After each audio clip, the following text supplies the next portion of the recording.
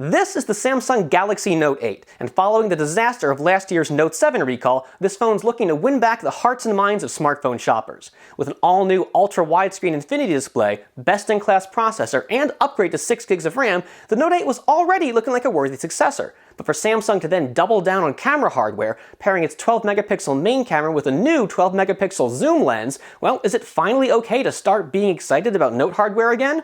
I'm Steven Shank with PhoneArena, bringing you a full rundown on this powerhouse phablet as I review the Galaxy Note 8. This year, Samsung's got a bold new look for its Galaxy flagships, as revealed 5 months ago with the launch of the Galaxy S8 and S8 Plus. This sleek, ultra-widescreen, tall shape was an intriguing look then, but the bigger Samsung makes it, the more eye-catching it seems to get. The Galaxy Note 8 is mostly built from that same mold, and the departure from the Notes we had just a few years ago couldn't be more pronounced. The Note 8 isn't just a big Galaxy S8 or slightly bigger S8 Plus, and Samsung's already learning to refine this new phone design. While the basic layout is the same as the GS8, with face-filling display, hardware Bixby button, and a new rear location for the phone's fingerprint scanner, the Note 8 is a slightly more squared-off, boxier-looking phone with a new corner shape. That really helps emphasize just how narrow and tall this handset is, and while it's absolutely a big phone, it's still impressive that Samsung has managed to squeeze in a 6.3-inch screen. While the Note 8 is understandably a bit thicker than its GS8 brothers, making room for the S Pen stylus, it's not objectionably so, coming in at 8.6mm. And though this is a heavier handset, weighing a little under 200 grams, that only helps the Note 8 feel really solid and adds to the perception of durability. Speaking of that, just like the ill-fated Note 7, the Note 8 enjoys an IP68 rating for exceptional water resistance. That includes the S Pen as well as the handset itself, so there's no reason to worry about exposing any of this hardware to water, and that even includes full-on submersion. Like the Galaxy S8, the Note 8 has a Quad HD Plus infinity display with curved edges that's nothing less than impressive in just how much of the phone's face it covers. There's room at the top for cameras and sensors, and a matching stripe at the bottom for symmetry, but Samsung's flagships are really starting to feel like they're all screen. Image quality here is really nice, and Samsung gives the Note 8 tons of control for tweaking output to your liking. You can get those super saturated AMOLED colors that make everything pop, go for a basic mode that delivers some impressively accurate color reproduction, or dial things into nearly anywhere in between. While it is bright and colorful, we've got to knock the Note 8 screen a little for less than stellar brightness.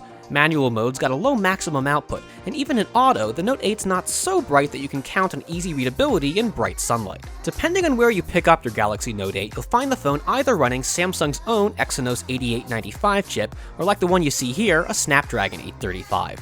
Those are both some of the fastest mobile processors around, and by stepping RAM up from 4 to 6 gigabytes, Samsung gives the Note 8 a solidly powerful engine by which you can run any software you throw at it. It's not the very fastest Android we've ever evaluated, but it's up there near the top, and though the extra RAM probably plays a part in helping the phone edge past the rest of the pack, bear in mind that we're only looking at a less than 10% performance improvement over the Galaxy S8. Like that phone, Samsung's once again giving users boatloads of storage with the Note 8, equipping the phablet with a minimum of 64 gigabytes, and as much as 256 gigs internationally. And even if you can't buy that edition, you can always pop in a micro SD card to add extra capacity. The Samsung experience we got to know in the Galaxy S8 is back, and that's a good thing, with an attractive, powerful UI. Better still, things that weren't quite ready when that phone went up for sale, like Samsung's Bixby personal assistant and especially Bixby Voice, have become much more accessible and fleshed out by now, so using the Note 8 out of the box presents a more satisfying software experience. As a curved screen phone, Samsung's Edge panels return, full of customizable options, and from app shortcuts to news and weather, a lot of this is legitimately useful stuff. One we really like is App Pair, that lets you set up a single button shortcut to launching 2 apps at once in multi-window. That doesn't sound like much, but it really does make the feature more accessible and encourages regular use. Of course, a big part of Samsung's interface here concerns the S Pen stylus, which returns this year much the same as we saw it on the Note 7, with minor upgrades like a refined tip. That brings back familiar features like Smart Select or Screen Off memos, while also introducing new ones, including integration with Bixby. You can hover the pen over on-screen elements to select them, then use Bixby's image analysis tools to search for similar pics or look up products online. We really like all the security options, from a simple pin to iris scanning, which seems to even work a little better here than it did on the Galaxy S8. But if you prefer a quick, straightforward fingerprint scan, the Note 8 can take some getting used to. There's the same rear placement Samsung introduced earlier this year, a necessary consequence of the big infinity display, but by keeping it with the phone's camera hardware rather than sliding it further down the handset's back, it's a bit of a pain to reach. If you're used to holding your phone with its corner perched right under your thumb, you're probably going to have to shift your grip to stretch all the way up. As we'd only expect from Samsung, connectivity options are solid. On the wired front, the USB Type-C port introduced with the Note 7 is back, and with support from all the big US carriers, you're not going to have any trouble on the wireless front either. If you still make a lot of voice calls, you'll be pleased to know that call quality is pretty nice here. And while phablets aren't necessarily always the most convenient phones to use for such tasks, the shape of the Note 8 with its relatively narrow body is actually more comfortable for calls than most. Maybe the biggest headline for the Galaxy Note 8 is the arrival of dual rear cameras, a first for Samsung. The phone's equipped with one 12-megapixel wide-angle camera, though its field of view is closer to standard than wide in our book, as well as a new 12-megapixel telephoto camera that effectively gives the phone a 2x zoom. We really like seeing how both these cameras get optical stabilization, but it's worth remembering that the wide-angle lens has a much larger f1.7 aperture than the telephoto's f2.4, making the former a little more ideal for low-light shots. Speaking of which, from low-light performance to shooting under the bright sun, the cameras on the Note 8 deliver some really consistently nice-looking pics. From Samsung, that's to be expected, but it's also good to see that this new experiment doesn't break any of the company's existing habits.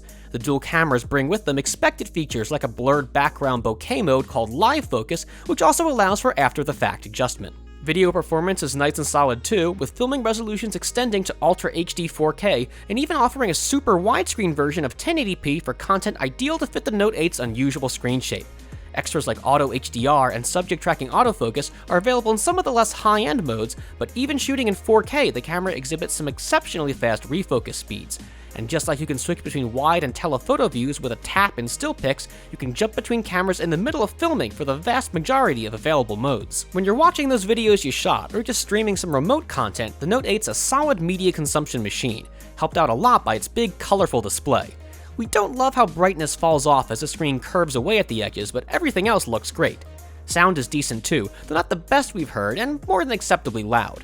We'd still kill for stereo, but instead get a single bottom-mounted speaker. Like the Galaxy S8, Samsung includes some AKG earbuds with the Note 8. They're attractive, with a nicely braided cable sheath, and the included assortment of alternate tips should mean you get a good fit out of them. They might not compare that favorably to your favorite third-party earbuds, but they're still better than what you get with a lot of phones.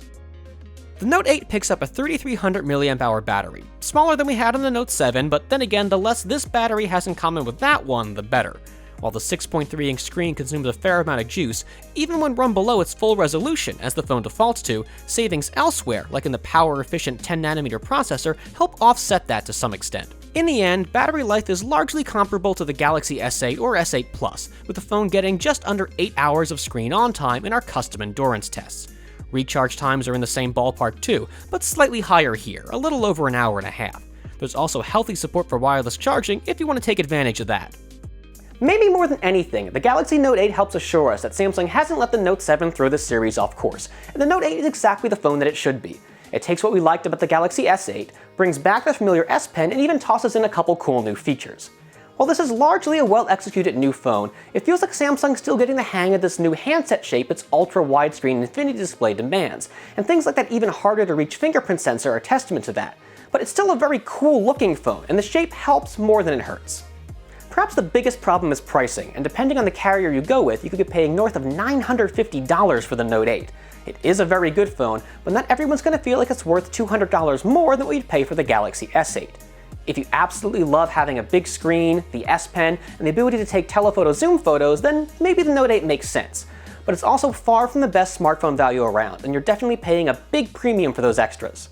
I'm Stephen Shank with PhoneArena. Thanks for watching, and be sure to subscribe so you don't miss any upcoming reviews.